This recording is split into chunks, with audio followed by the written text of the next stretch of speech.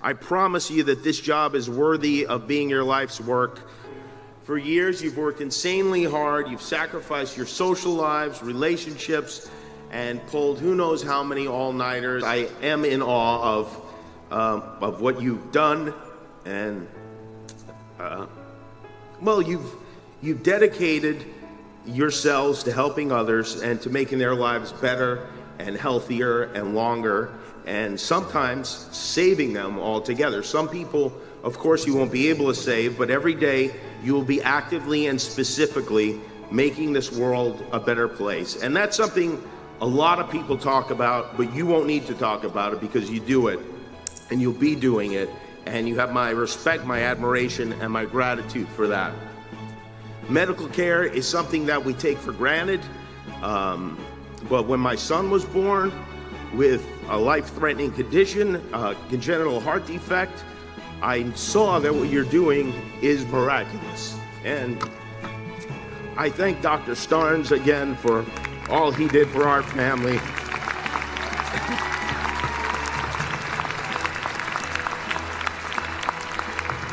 A friend of mine said, who's a doctor, said, medicine is magic for adults, and it is. It is magic that's made possible my son to have a healthy life and to grow and to even bite me on the nipple really hard last week for no reason at all. I did nothing to him. Medicine made that possible.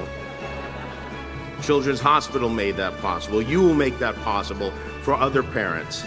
And as doctors, you will have not only the opportunities to speak out, but also the authority to speak out. And I hope that you will have the courage to, and I know you will.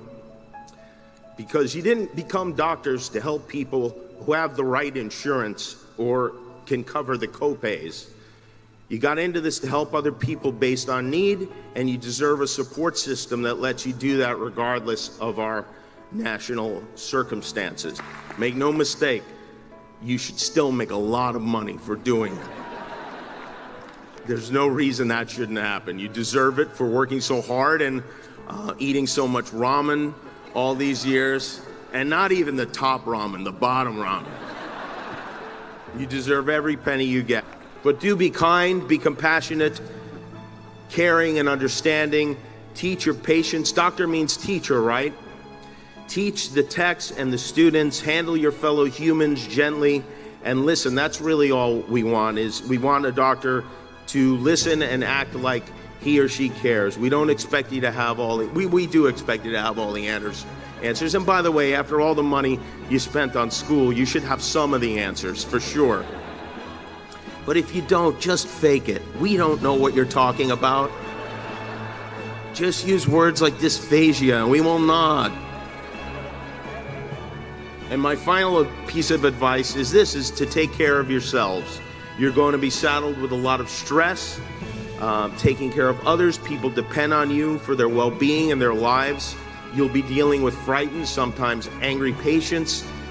The life you've chosen is consequential.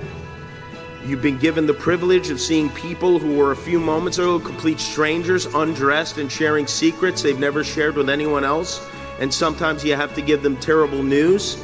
It's a stressful job, being responsible for other people's lives, and most of your marketing friends and your writer friends and your lawyer friends are not going to understand it.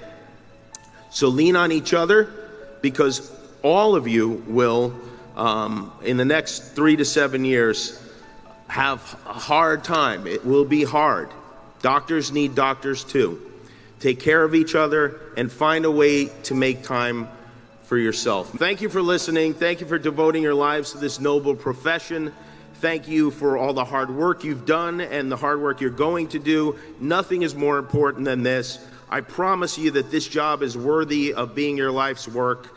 Thank you for helping others. And I don't know when the peace sign became fight on, but fight on.